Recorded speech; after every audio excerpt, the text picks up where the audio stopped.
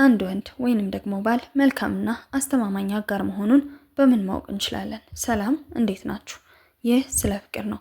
ቻናላችንን ሰብስክራይብ አድርጋችሁ ስለምትከታተሉ እናመሰግናለን። በዛሬው ቪዲዮ የመልካም ባልና የአስተማማኝ የትዳር አጋር መገለጫ የሆኑ ባህሪያቶችን እንመለከታለን። በፍቅር ህይወት ውስጥ ያላችሁ ፍቅረኛችሁ፣ በትዳር ህይወት ውስጥ ያላችሁ ደግሞ የትዳር አጋራችሁ ምን ያክል ጥሩ አጋሮች መሆናቸውን ከዚህ ቪዲዮ ላይ ተነስታችሁ ሬት በማድረግ ኮሜንት ሴክሽን ላይ አስቀምጡልኝ። ቪዲዮውን ከመጀመራችሁ በፊት ላይክ ማድረግ እንዳትረሱ። ወደ ቪዲዮ። አንደኛ፣ ክብር መስጠትና አድናቆት። መልካም ባል ሚስቱን እንደ ግለሰብ ያከብራል። ውሳኔዎቿን፣ ስራዋንና አስተያየቷን ከፍ አድርጎ ይመለከታል። ከሷም ጋር በእኩልነት ይነጋገራል እንጂ አይንቃትም። የምትሰጠውን ሀሳብም በጥሞና ያዳምጣታል። ተገቢውን ምላሽ ይሰጣታል። በቤቷ ውስጥም ሆነ ውጭ ላይ ለምታደርገው አስተዋጽኦ ሁሉ ተገቢውን አድናቆት ይገልጽላታል። ሁለተኛ፣ ታማኝነትና ጽናት። የትዳር መሰረት የሆነውን ታማኝነቱን ይጠብቃል። በስሜትም ሆነ በአካል ለትዳሩ ጽኑ ነው። የገባውን ቃል ኪዳን ያከብራል። በዚህም ለትዳር ህይወቱ ያለውን ቁርጠኝነት ያለማወላወል ያሳያል።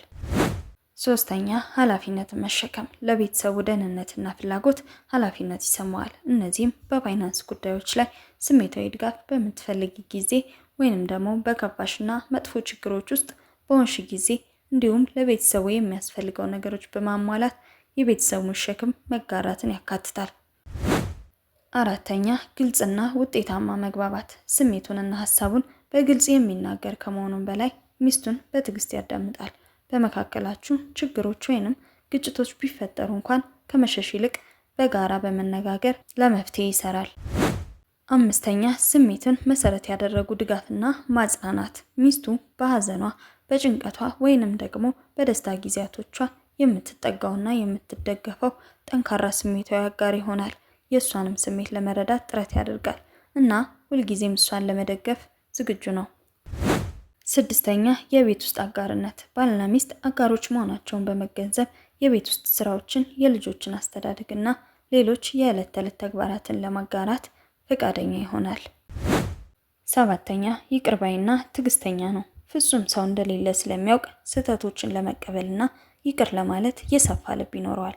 በትዳር ውስጥም ለሚኖሩ ፈተናዎች ትዕግስት ማሳየትና ሚስቱን በደግነት መያዝ ሌላው የመልካም ባል መገለጫ ነው። ይህ ስለ ፍቅር ነው። ቻናላችንን ሰብስክራይብ አድርጋችሁ ስለምትከታተሉ እናመሰግናለን።